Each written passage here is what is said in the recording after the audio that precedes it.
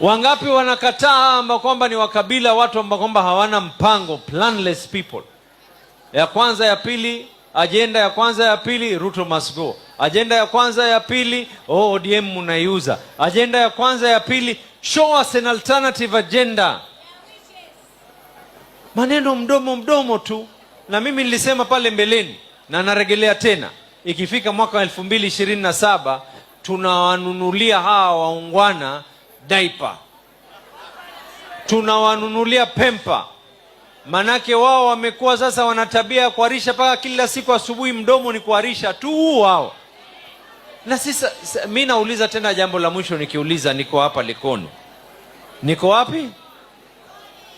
Mimi nauliza hivi, sisi tumesema kama ODM lile la chini tunalitaka ni deputy president, sio? Si tunataka deputy president?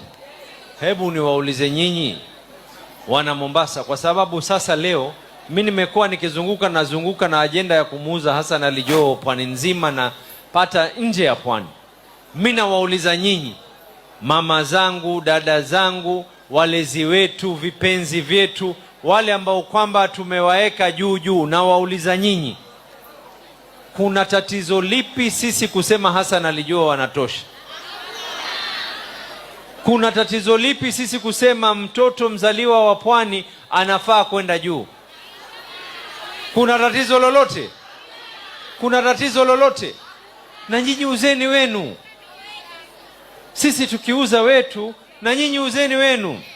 Lakini chuki, kejeli, mambo ya kuanza kuleta lugha ya kugawanyana, that is not the agenda we want for this country.